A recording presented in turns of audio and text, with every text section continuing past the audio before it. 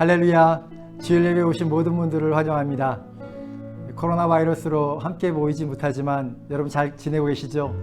오늘도 성령님 안에서 살아있는 예배, 은혜 충만한 예배를 같이 드리기로 원합니다. 믿음으로 주님을 찬양합니다.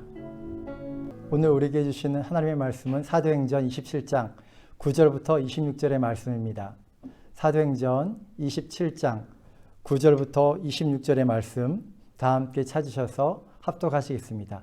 합독하시면서 오늘 우리에게 주시는 계시의 말씀으로, 은혜의 말씀으로 받기를 원합니다. 다 함께 찾으셔서 합독하시겠습니다. 여러 날이 걸려 금식하는 절기가 이미 지났으므로 항해하기가 위태한지라 바울이 그들을 권하여 말하되 여러분이여 내가 보니 이번 항해가 화물과 배만 아니라 우리 생명에도 타격과 많은 손해를 끼치리라 하되 백부장이 선장과 선주의 말을 바울의 말보다 더 믿더라. 그 항구가 겨울을 지내기에 불편하므로 거기서 떠나 아무쪼록 베닉스로 가서 겨울을 지내자 하는 자가 더 많으니 베닉스는 그레데 항구라 한쪽은 서남을 한쪽은 서부를 향하였더라.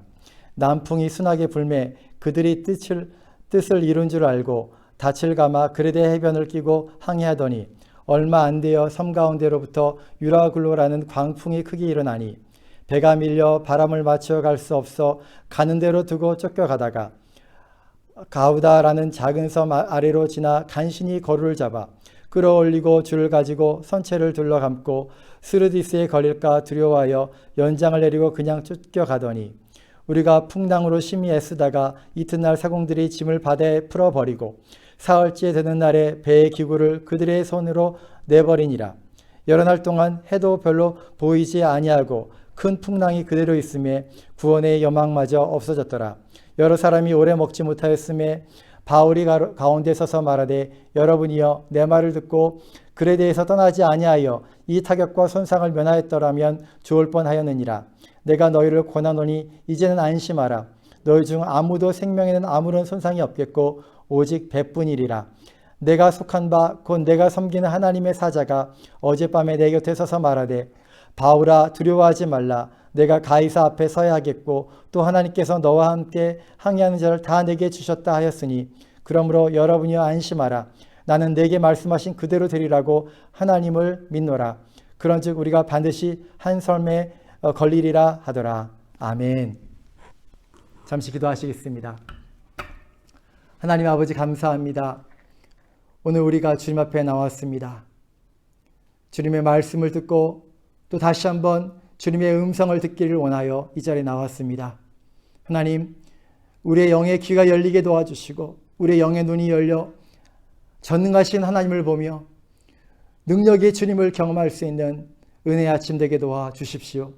말씀을 전하는 자나 말씀을 듣는 자 모두가 한 성령 안에서 하나님의 뜻을 밝히 알게 도와주시고 우리의 인생에 어떠한 풍랑이 온다 할지라도 주님을 의지함으로 우리 모두가 승리하는 믿음의 사람 모두 될 수 있도록 은혜를 더하여 주시옵소서. 감사하며 예수님의 이름으로 기도합니다. 아멘. 우리 하나님은 우리를 키우시는 하나님 아버지십니다.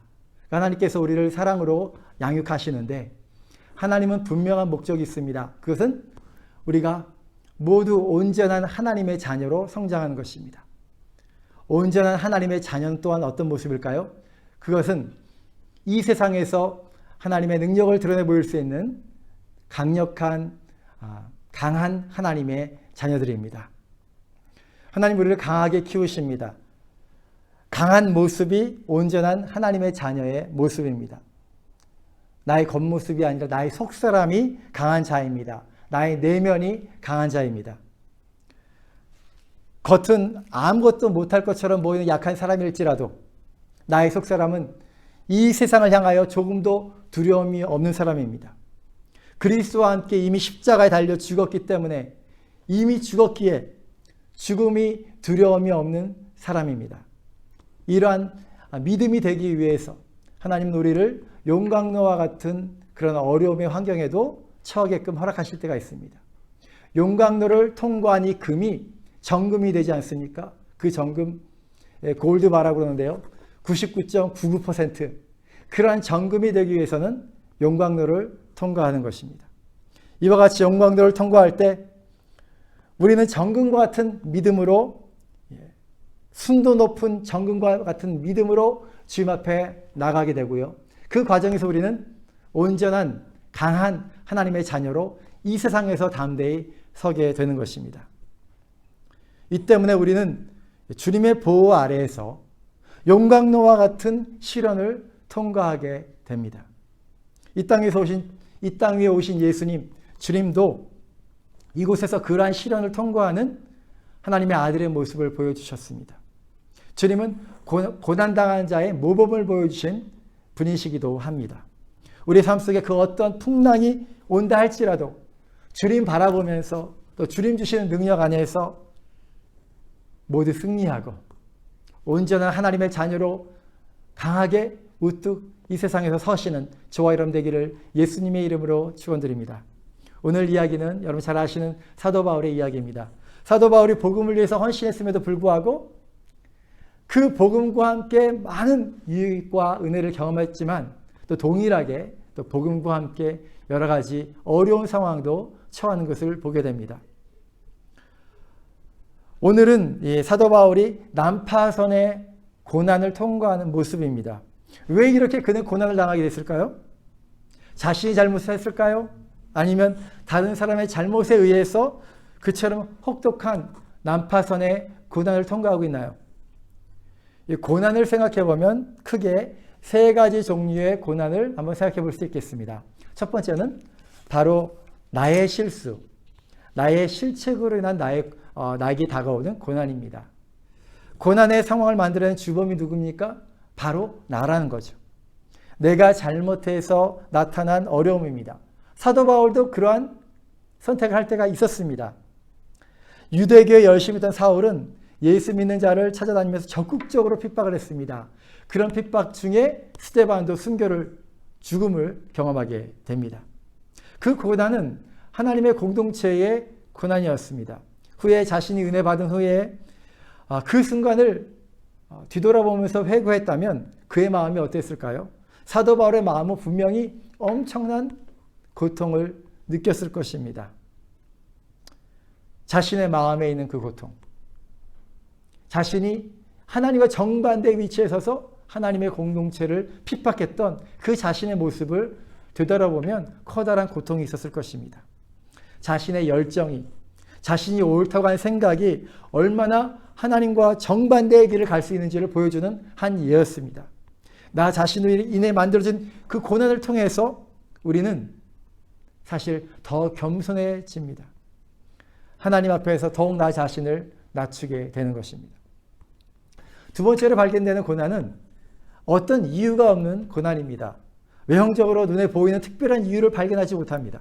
이 고난은 의인이나 악인이나 모두에게 경험되어지는 고난입니다. 우리가 이 땅에 살기 때문에 광야와 같은 이 세상에 살기 때문에 얻게 되는 그러한 고난의 모습이라고 말할 수 있겠습니다. 사실 하나님께서 보시면 다 이유가 있겠죠. 원래는 죄 없는 세상이었는데 첫째 아담이 죄를 지은 후에 이 땅은 엉겅퀴를 만들어내는 광야가 되었습니다. 죄를 지은 인생은 광야와 같은 인생에서 종신토록 수고해야만 그 소산을 먹게끔 했고요.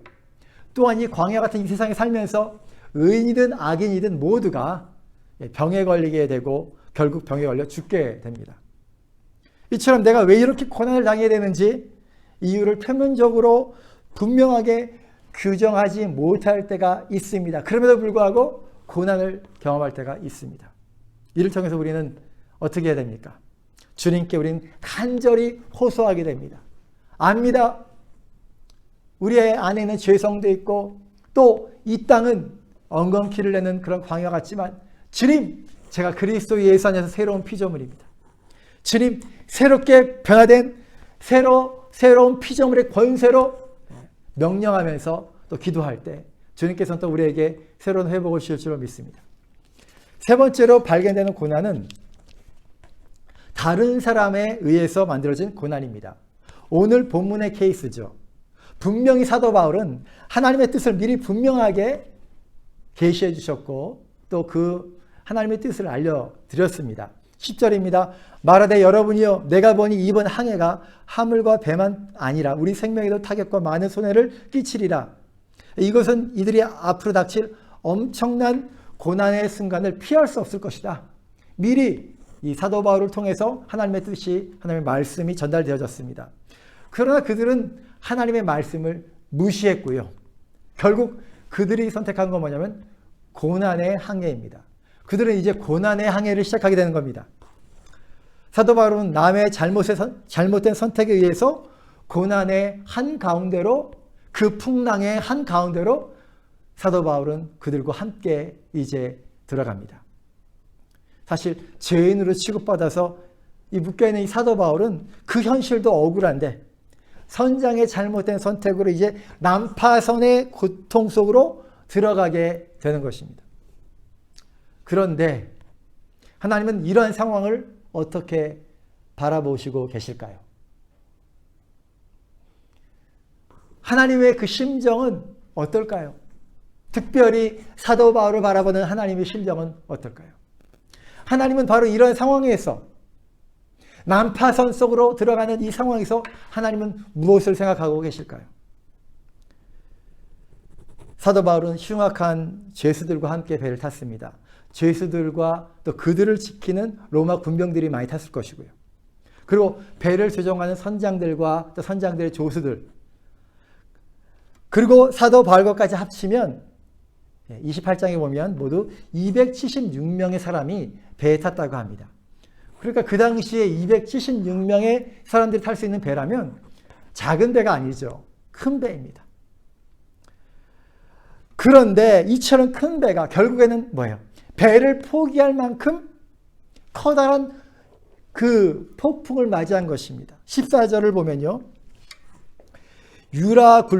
유라굴로라는 광풍을 맞이합니다. 유라굴로. 그런데 이 광풍은 배를 집어삼킬 기세입니다. 18절을 보니까 풍랑으로 심히 애쓰다가 이튿날 사공들이 짐을 바다에 풀어버리고, 짐을, 자신이 갖고 있는 짐을 다 버리는 거예요. 옷걸이, 자신이 갖고 있는 여러 가지 짐들, 그리고 다 버립니다. 그리고 19절에 보니까 사흘째 되는 날에, 사흘 동안 계속해서 그런 변함이 없이 엄청난 이 폭풍이 몰아치니까 19절에 보니까 배의 기구를 그들의 손으로 버립니다. 예. 그리고 시간이 계속 흐릅니다. 20절에 보니까 여러 날 동안 이제는요 날을 세지는 못하는 거예요. 왜요? 정신이 없으니까. 처음에는 하루 이틀 사흘까지 셀 수 있었는데 그 다음에는 너무나 풍랑이 심하고 시간 감각을 잃어버릴 정도로 엄청난 풍랑인 거예요. 여러 날 동안 해도 별도 보이지 않냐. 이유를 알았네요. 해도 별도 보이지 않은 거예요. 큰 풍랑이 시꺼먼 흑운에 갇혀서 있으니까 이게 낮인지 밤인지도 모르겠고, 그렇게 고통을 당하면서 결국 뭐예요? 구원의 여망마저 없어졌더라, 이렇게 말합니다. 여러 날 동안 어두운 구름이 덮친 하늘 아래에서 엄청난 풍랑이 조금도 줄어들지 않습니다. 그리고 구원의 여망마저 없어졌더라. 살고자 하는 소망마저도 잃어버린 그런 상황이 떨어진 것입니다. 완전히 죽기 일보 직전이죠. 그러나 우리는 알게 됩니다. 이러한 상황에서도 어떻게 해요? 하나님은 하나님의 사람을 눈동자와 같이 지키시는 하나님이십니다.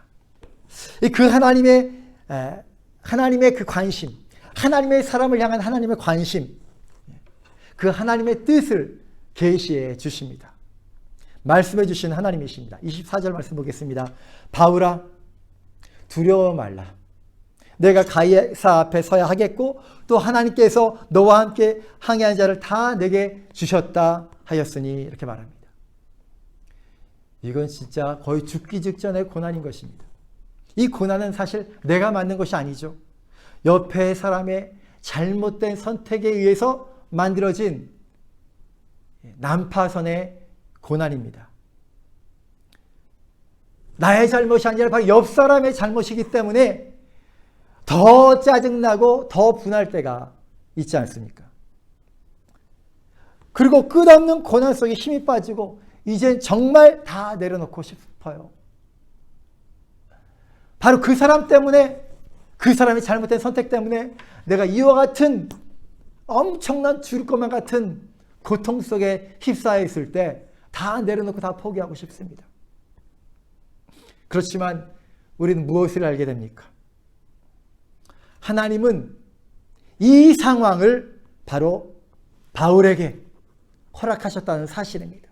또한 이와 같이 어려운 고난을 또 저와 여러분의 삶 가운데, 우리의 삶 가운데 허락하셨다는 사실입니다. 바울은 하나님의 사람입니다. 또 우리 또한 하나님의 사람임에도 불구하고 하나님은 의도적으로 그런 상황을 허락하셨다는 것입니다. 이것이 팩트입니다. 이게 사실입니다. 고난 속에 힘들고 아플 때 보이지 않는 진실이 있습니다. 하나님은 그 진실을 계시해 주시는 하나님이십니다.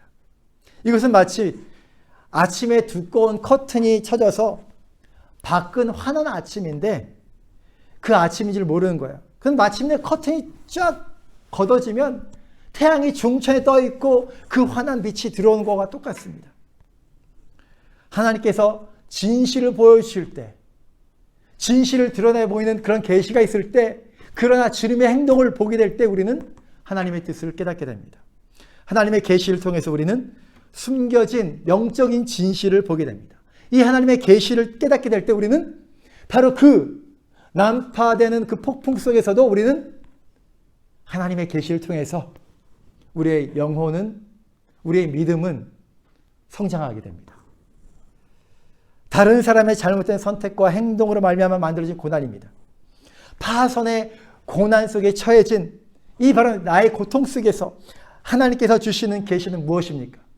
세 가지로 찾아보겠습니다. 첫 번째는 난파 중에 전능하신 하나님을 알라, 주님께서 우리에게 말씀해 주십니다. 다 함께 고백합니다. 전능하신 하나님을 알라. 아멘. 난파 중에도 전능하신 하나님을 알라. 주님께서 우리는 그렇게 계시해 주십니다. 21절과 22절의 말씀입니다. 여러 사람이 오래 먹지 못하였음에 바울이 가운데 서서 말하되 여러분이요 내 말을 듣고 글에 대해서 떠나지 아니하여 이 타격과 손상을 면하였더라면 좋을 뻔하였느니라. 내가 너희를 권하노니 이제는 안심하라. 너희 중 아무도 생명에는 아무런 손상이 없겠고 오직 배뿐이리라. 이 전능하신 하나님께서 사도 바울을 통해서 미리 말씀하셨습니다. 떠나지 말라고 말씀하셨습니다. 그 하나님께서 다시 이제 뭐라고 말씀하십니까? 아무도 생명에 아무런 손상이 없겠고 오직 배만 이렇게 될 것이다 라고 분명히 또 말씀해 주십니다. 이 말씀을 잘 묵상해 보기를 원합니다. 이 말씀을 잘 생각해 보십시오. 지금 유라 굴라라는 광풍이 멈추지 않고 배를 흔들고 있습니다. 사실 이 사람이라는 것이 배 안에 있기 때문에 안전한 거죠. 그렇죠? 그런데 그 유라 굴라는 광풍통에서 배가 완전히 박살이 나고 그 배에서 나오게 된다면 어떻게 됩니까? 사람들은 더 위험한 상황인 것이죠. 하루 이틀이 아니라 여러 날 동안 지속돼 살 소망이 다 없습니다. 그리고 결국 배를 잃어버리게 된다는 것이죠. 그와 같은 풍랑 속에서 배를 완전히 소실하게 되는데 이처럼 엄청난 풍랑 속의 과정에서 한 사람도 생명을 잃어버리지 않게 하나님께서 역사하시겠다는 겁니다. 몇 명인데요? 276명이 탔는데요. 그 커다란 배가 다 박살내도록 내버려 두지만 그 큰 배에 탄 276명의 사람은 한 사람도 잃어버리지 않게 하겠다. 이게 쉬운 얘기인 것 같습니까? 저는 하나님께서 하신 이 말씀이 정말 어려운 말씀이었다고 저는 느껴집니다. 인간적으로 생각할 때. 한 사람의 생명을 잃어버리지 않게 하나님께서 그 각각의 사람들 276명의 그 생명에 직접적으로 역사하시겠다는 겁니다. 눈에 보이는 배는 완전히 침몰되게 될 것이다.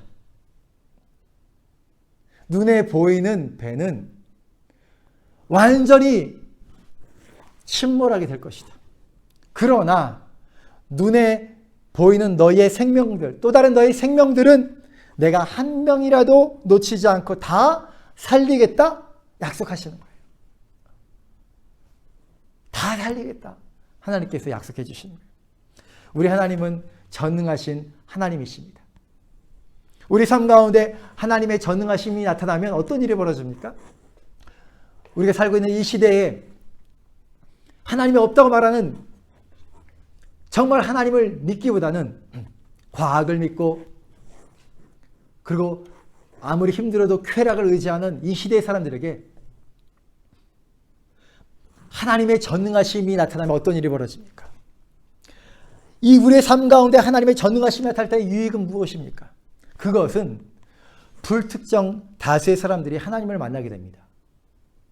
불특정 다수의 사람들이.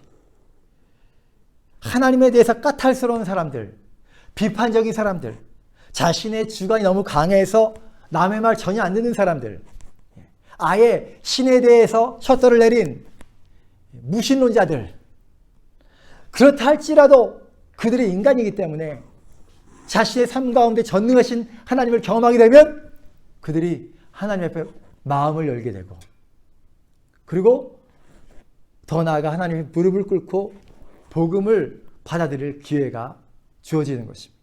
이것이 바로 하나님의 전능하심을 드러내는 하나님의 목적인 것입니다. 그들의 복음을 향하여 마음을 열게 하기 위해서 오늘 이 난파하는 배는 모두 276명이 탔습니다. 그러나 그 중에는 사도 바울이 있었던 거예요. 하나님께서는 이 275명의 그 생명을 누구에게 붙이신 거예요? 사도 바울에게 붙여주신 겁니다. 그리고 이처럼 275명의 사람들이 현재 사도 바울을 통해서 누구를 경험합니까? 전능하신 하나님을 경험하는 거예요. 하나님 말씀 그대로 배가 난파를 당하고, 배는 뭐예요? 최종적으로 침몰을 당하고 그들의 생명은 보존하게 되어서 그들은 이제 뭐를 경험합니까? 하나님의 전능하심을 경험하게 되는 순간입니다. 하나님은 사도 바울과 함께 배를 탄 이들에게 주시고 싶은 것은 무엇입니까? 바로 살아계신 하나님의 전능하심이에요. 살아계신 하나님의 전능하심. 사도 바울은 선장의 고집으로 유라굴라를 만난 것이 아니라 무엇 때문에 유라굴라를 만난 것입니까? 선장이 하나님의 말씀을 무시했지만 결국 유라굴라를 만났지만 결국 그들은 온몸으로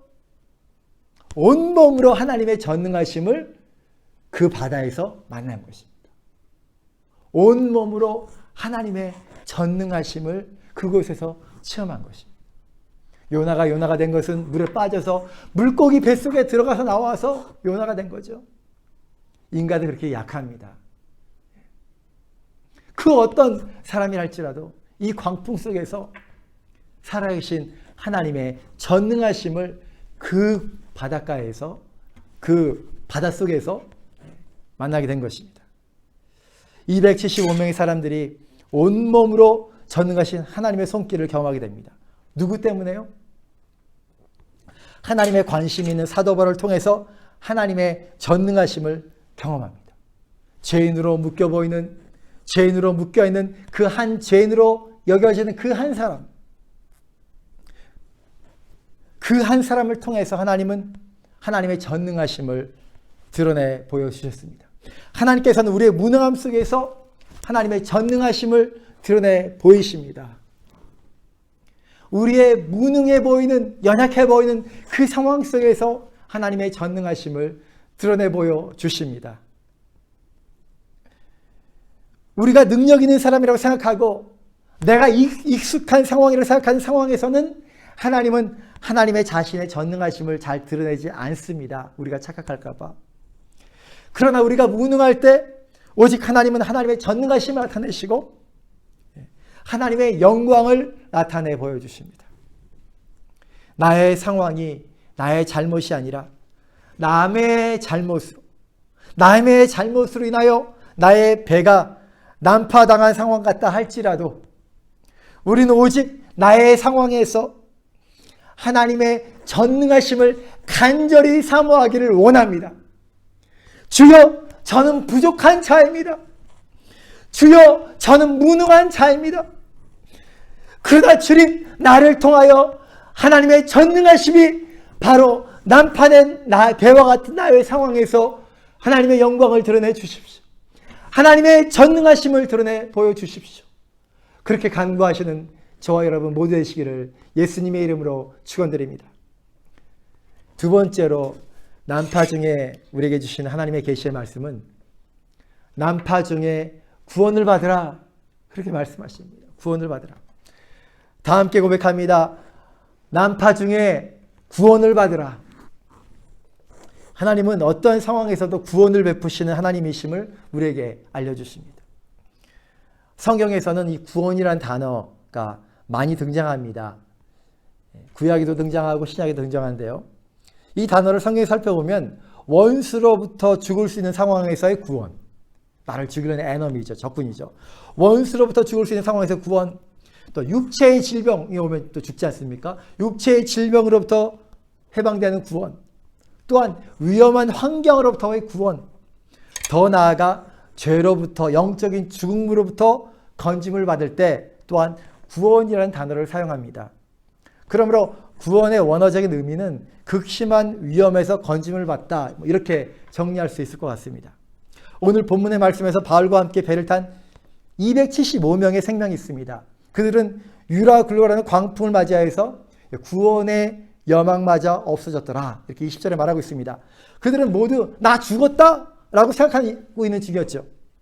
그때 하나님께서 이들의 육체의 생명을 모두 구원해 주십니다. 왜요? 이들은 사도 바울로부터 생명의 복음을 듣고 육체뿐만이 아니라 진리를 알게 되어 자신의 영혼도 구원을 받아야 될 영혼들이었다는 것입니다. 하나님께서 그렇게 바라보셨다는 거예요. 하나님은 사도 바울이 어떤 사람인지 아니까. 사도 바울은 어떤 사람인지 아니까. 바울 외 275명의 탑승자 중에 상당수는 죄수들이었습니다. 그리고 그 죄수들을 지키는 로마 군병들이었습니다. 그리고 배를 조종하는 선장과 조수들이 있었습니다. 이들이 언제 또다시 사도 바울을 만나가지고 복음을 듣겠습니까? 그런데 이들이 사도 바울, 이 사도를 만난 거예요. 이 자체가 엄청난 축복의 기회라는 거죠. 하나님께서 허락하신 이 상황 속에서 그들은 바울을 통해서 미리 앞으로 이루어질 것에 대한 하나님의 계시의 말씀을 듣습니다. 그리고 마침내 그들이 바울과 함께 육체의 생명을 잃지 않게 됩니다. 그리고 결국 후에는 사도 바울을 통해서 복음도 듣게 되었을 것입니다. 왜냐하면 사도 바울은 그렇게 복음의 사람이었기 때문에 그렇습니다. 디모데전서 2장 4절에 이렇게 말씀합니다. 하나님은 모든 사람이 구원을 받으며 진리를 아는 데 이르기를 원하시느니라. 이 말씀이 바로 주님의 마음을 표현하는 말씀입니다. 이것이 바로 주님의 원함입니다. 이것이 바로 주님의 비전입니다. 이처럼 모든 사람을 향한 주님의 비전에는 차별이 없습니다.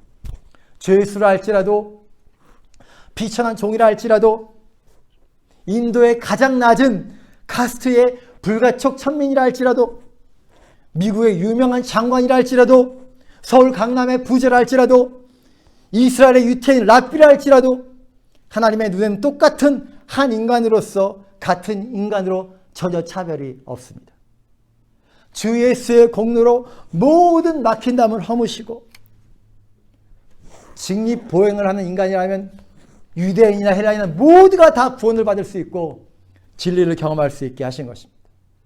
또한 모든 인생이 다 그렇게 예수의 피를 통과하고 예수를 만나야 될 영혼인 것입니다. 성령님의 도우심으로 예수를 인격적으로 만나야 될 한 영혼인 것입니다.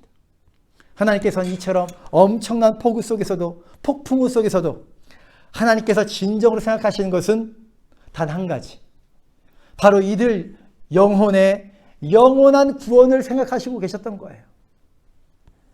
바로 이 비전 때문에 이들도 이처럼 엄청나게 고생을 하지만 죽을 수가 없는 거예요. 이들의 영혼이 구원받기를 하나님이 원하시니까, 사도 바울을 통해서 구원받기를 원하니까 이들도 이처럼 고생을 하면서 생명이 보존된 것입니다. 사도 바울과 풍랑 속에서 함께한 275명의 사람들은 하나님께서 예비하신 사도 바울과의 소중한 2년 소중한 만남을 갖게 된 것입니다. 복음 안에서의 만남으로 주님 그렇게 작정하신 것입니다. 그러므로 너무나 소중한 만남인 것입니다. 죄수와 또 그 죄수들을 통제하는 병사들과 선원들과의 관계, 그렇게 냉정한 관계로 끝날 것만 같았는데 하나님은 그런 관계로 끝나기를 원치 않았습니다. 이 사람들이 유라굴로라는 광풍 속에서 뭐예요? 생과 사를 함께 통과하면서 이들은 어떤 동질감도 느끼게 된 겁니다. 그러한 친밀한 관계 속에서 사도 바울에 대해서 마음을 열고 그들이 하나님의 말씀을 잘 듣게 되는 것입니다. 진실로 난리도 아니에요. 난리 중에 난리와 같은 그런 상황에 있을지라도 정말 엄청난 위험과 고통의 순간처럼 보이는 그런 환경일지라도 저와 여러분이 하나님의 사람이라면 하나님의 눈은 사도 바울을 그렇게 바라봤듯이 하나님은 저와 여러분을 그렇게 바라볼 줄로 믿습니다. 우리 또한 난파선의 상황과 같은 그러한 난리통에 처하는 그 상황이 온다 할지라도 저와 여러분이 믿음의 사람이고 사도 바울처럼 주님을 따르기로 한 사람이라면 하나님이 사도 바울을 바라봤던 것처럼 똑같이 하나님은 저와 여러분을 바라보실 거라는 거예요. 하나님의 눈은 하나님의 사람을 향하여 있다는 거예요. 그리고 그처럼 처절하게 힘든 상황이라 할지라도 하나님께서는 그 하나님의 사람이 구원의 도구가 되기를 진심으로 원하시는 거예요. 그게 바로 주님의 마음입니다. 주님께서도 십자가를 지시면서 정말 피를 흘리고 죽어가는 그 상황에서도 마지막에 오른편에 있는 그 죄인을 구원하십니다. 숨을 거두기 직전까지도 주님은 그 한 영혼을 구원하시는 그게 바로 주님의 마음이라는 거예요. 하나님께서는 그 하나님의 사람이 그 어떠한 처절한 힘든 상황이라 할지라도 너는 영생의 복음이 있지 않니? 그 복음을 전해라. 어떠한 고통의 상황에서도 하나님의 사람은 구원의 도구가 되기를 하나님은 원하시는 겁니다. 주님 우리를 향해서도 오늘 말씀하십니다. 난파 중에 구원을 받으라 말씀하시는 거예요. 난파 중에 구원을 받으라 말씀하시는 거예요.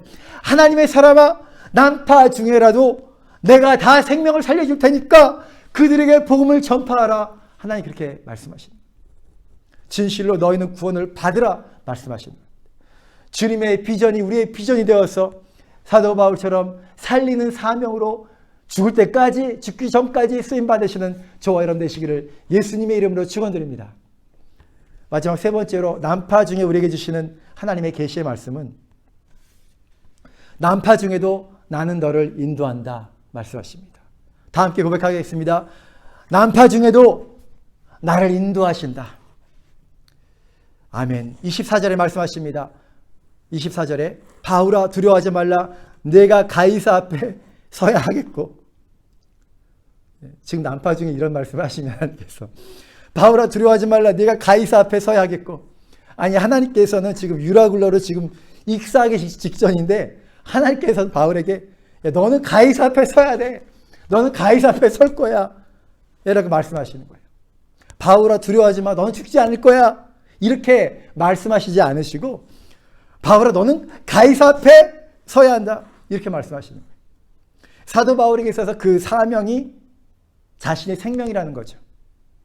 그 사명 때문에 가이사 앞에 서야 하는 그 사명이 있기 때문에 너는 유라굴라 할아버지가 와도 안 죽는다. 이게 바로 하나님의 뜻이라는 겁니다. 너는 살 수밖에 없어. 그 사명 때문에 산다는 것입니다. 그 사명으로 인도한다는 것입니다. 사실 이 사도 바울의 관점에 있어서 살펴볼 때 사도 바울이 두려워했다면 사도 바울이 죽은 것을 두려워했겠습니까? 이미 그리스도 안에서 죽었는데 사도 바울의 가장 커다란 두려움은 자신의 사명을 감당하지 못하면 어떡하겠는가? 그것이 가장 두려움이죠. 사명을 감당하지 못하는 것만큼 자신을 힘들게 하는 것이 없습니다. 이런 마음을 아시는 주님께서 두려워하지 말라. 그리고 너는 가이사 앞에 설 것이다. 이렇게 말씀해 주신 겁니다. 앞으로 어떻게 될지 모르지만 지금 난파선에 있죠. 그리고 배가 다 깨지고 배는 침몰한다고 합니다. 그리고 물속에 빠져드는데요. 그렇게 앞으로 어떻게 될지 모르지만 나는 너를 여전히 인도하고 있다 말씀하시는 그 주님의 음성이 있는 겁니다. 내가 난파되어 심지어 내가 물속에 가라앉다 할지라도 하나님은 나의 사명을 기억하시기 때문에 난파된 바로 이 순간에도 하나님은 사도 바울의 자신의 길을 인도하신다는 그 사실을 믿었던 것이죠. 이 사실을 기억하라는 것입니다. 이 시간 다 함께 고백하겠습니다. 하나님은 난파 중에도 반드시 나의 길을 인도하신다. 아멘. 난파선을 탔을지라도 나의 지금 현재 인생이 난파선인 것 같아요. 배가 침몰되고 있을지라도 그 순간에서 하나님은 나의 길을 인도하신다는 거예요. 내가 걸어가야 될 그 길, 내가 서 있어야 될 그 자리로 하나님은 나의 길을 인도해 주신다는 것입니다. 주님은 사도 바울에게 말씀하셨듯이 오늘 우리에게 말씀해 주십니다. 두려워 말라. 너는 결국 내가 가야 하는 그 자리로 가게 될 거야. 전혀 두려워하지 마. 너에게 사명이 있기 때문에 살아서 반드시 그 자리로 가게 될 거야. 주님은 오늘도 우리에게 그렇게 말씀해 주신 주님이신 것을 믿으시길 바랍니다. 루마니아 공산주의 체제 밑에서 박해를 받았던 범브란트 목사님의 그 간증입니다. 옥중에 있을 때 이 목사님께서 성경을 읽었는데요. 두려워 말라는 말이 성경에 여러 번 나오는 것을 이제 발견하고 성경 전체를 찾아 읽으면서 이 두려워 말라라는 단어가 몇 번 나오는가를 카운트했다고 합니다. 세워보았다고 합니다. 그랬더니 이 범브란트 목사님이 두려워 말라라는 이 표현이 365번 나왔다는 것을 발견한 겁니다. 이는 자신의 그룹이 옥중에서 매일 불안하게 하루하루 사는 자신의 모습을 보고 하나님 우리에게 주시는 계시의 말씀이다. 1년이 365일이니까 하루하루 감옥에서도 두려워하지 말고 살라고 주시는 말씀이구나. 하나님은 단 하루도 빠짐없이 우리가 어떤 상황이 있다 할지라도 두려움 없이 살기를 원하시는 것이 하나님의 아버지의 마음이구나. 하나님의 자녀들은 하루하루를 어떤 난파선의 상황이 온다 할지라도 어떤 동서남북으로 우겨싸움을 사는 상황이 온다 할지라도 두려움 없이 살기를 원하시는구나. 그것을 알려주시기로 하신 것이 하나님의 마음이구나. 그것을 깨달았다고 합니다. 주님의 이 말씀은 두려워 말라라는 이 말씀은 파손하는 배 안에서나 무서운 감옥 속에서나 오늘의 우리의 삶 속에서도 동일하게 적용되는 하나님의 말씀인 줄로 믿습니다. 두려워 말라. 너는 하나님의 사람이기 때문에 그곳에서도 나는 너의 길을 인도하고 있다. 두려워 말라. 너는 너의 길을 걸을 것이고 너의 자리로 갈 것이다. 주님의 음성을 들으시는 이 아침 되시기를 예수님의 이름으로 축원드립니다. 우리 주님은 하나님의 자녀들이 강한 하나님의 자녀들로 변화되기를 원하십니다. 이를 위해서 고난의 자리로 주님께서 우리를 보내실 때가 있습니다. 더욱이 그 고난이 나 자신의 잘못이 아니에요. 다른 사람의 잘못된 선택으로 인해서 또한 그 자리로 갈 수도 있습니다. 그런 것을 생각하면 억울하고 내가 왜 이런 고통을 당해야 되는지 생각이 될 때도 있습니다. 그러나 하나님은 바로 그러한 난파의 순간에서도 말씀하시는 거예요. 난파의 순간에 전능하신 하나님을 알라, 전능하신 하나님을 기억하라 말씀하시고, 난파의 순간에 하나님의 구원을 경험하라, 구원을 증거하라 말씀하시고, 난파의 순간에도 나의 길을 인도하시는 주님 안에서 평안을 누리라, 두려워 말라 주님 말씀해 주시고, 주님은 난파의 순간에서도 나의 길, 우리의 길을 인도하시기 때문에 우리는 반드시 그 자리에 설 것이라고 주님은 우리에게 말씀해 주십니다. 주님 우리를 눈동자와 같이 지키시는 하나님 아버지가 되십니다.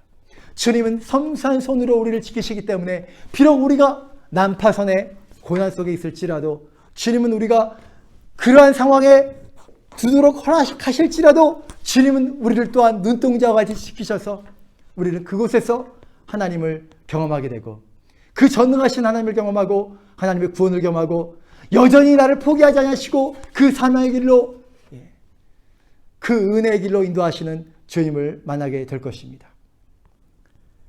저와 여러분의 삶 가운데 우리를 강하게 하시는 그 사랑의 손길들을 환영하면서 어떤 상황에서도 믿음을 잃지 아니하시고 난파선의 상황일지라도 주 안에서 승리하신 저와 여러분 되시기를 예수님의 이름으로 축원드립니다. 이 시간 다 함께 기도하는 시간 갖기를 원합니다.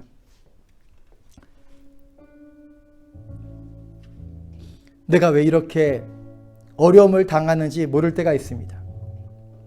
내가 왜 그 사람 때문에 이렇게 어려움을 당해야 하나 생각할 때도 있습니다. 난파의 순간처럼 고통 가운데 있을 때가 있습니다. 그러나 우리는 전능하신 우리 주님을 바라보기를 원합니다. 난파의 순간에 구원을 받으라 말씀하신 주님의 음성을 듣기를 원합니다. 난파의 순간에도 어김없이 우리에게 인도하시는 그 주님을 경험하고 두려움 없이 가게 하여 주십시오. 주여, 믿음을 잃지 아니하고 기도하며 나아가며 나와 함께 하신 주님 임마누엘 주심을 의지하면서 승리하는 우리의 삶 되게 도와주십시오. 다 함께 동성을 한번 기도하겠습니다. 아버지 감사합니다. 오늘도 주님 앞에 나와서 믿음으로 예배하며 주님의 음성을 듣게 해주시니 감사합니다. 내가 왜 이렇게 고난을 당하는지 모를 때가 있습니다. 내가 왜 그렇게 그 사람 때문에 고난을 당하게 되는지, 고통을 느끼게 될지 모를 때가 있습니다. 그러나 전능하신 우리 주님은 우리를 포기하지 않으시고 우리를 붙들어 주시고 우리를 구원으로 이끄시며 하나님의 생명으로 이끄시며 나의 인생길을 붙드시고 그 자리로 인도하시는 주님을 찬양합니다. 주님을 의지합니다. 우리를 새롭게 하여 주십시오. 우리를 온전케 하여 주십시오. 주님을 바라봅니다. 나의 상황 속에서, 바로 이 같은 상황 속에서도 주님을 찬양하며 주님을 의지하는 믿음 잃지 않냐고, 강한 그리스도의 사람으로, 강한 주님의 하나님의 자녀로, 믿음의 사람으로 서는 우리 모두에게 역사하여 주셔서 우리를 온전케 하신 주님을 찬양합니다. 우리를 강하게 하시는 주님을 찬양합니다. 용광로와 같은 고난을 통과하게 하신 하나님, 왜 나에게 이런 어려움을 주십니까? 안타까운 고백도 많이 했지만 주님은 그것을 우리에게 허락하셨고 우리로 하여금 정금과 같은 믿음으로 나오게 하신 주님을 찬양합니다. 설령 우리의 삶에 난파선과 같은 그런 고난이 임한다 할지라도 우리 삶 가운데 전능하신 하나님을 잃지 않게 하시고 잊지 않게 도와주시고, 나의 하나님은 전능의 하나님이다 고백하게 도와주시고, 나의 하나님은 구원의 하나님을 알게 도와주시고, 그 상황에서도 구원의 말씀을 증거할 수 있는 하나님의 사람 되게 도와주셔서 주님은 마침내 우리의 길을 인도하실 것입니다. 사도 바울이 가이사 앞에 서야 되는 것처럼 우리 또한 내가 어떠한 고통 속에 있을지라도, 고난 속에 있을지라도 주님은 우리의 길을 인도하셔서 바로 그 자리, 사명의 자리에 서게 하실 줄로 믿습니다. 두려워하지 않게 도와주시고 놀라지 않게 도와주시고 평강 가운데 주님 한 분만을 바라보는 믿음의 사람들 모두 되게 하여 주시옵소서. 감사하며 우리를 구원해 주신 예수님의 이름으로 기도합니다. 아멘. 이제는 우리를 위하여 십자가에서 물과 피를 다 쏟아주신 우리 구주 예수 그리스도의 은혜와 하나밖에 없는 아들을 아낌없이 내어주신 아버지 하나님의 지극하신 사랑하심과 그 은혜와 그 사랑을 깨닫게 하시는 성령님의 감화감동 충만 교통 역사하심이 오늘도 주님 앞에 나와 예배하면서 진정으로 하나님의 전능하심과 하나님의 구원을 경험하며 나의 길을 인도하시는 주님께 모든 것을 맡기며 승리하기를 결단하는 하나님의 사람들 머리머리 위에와 가정과 그 환경 위에 지금부터 영원토록 함께 하시기를 예수님의 이름으로 축원하나이다. 아멘.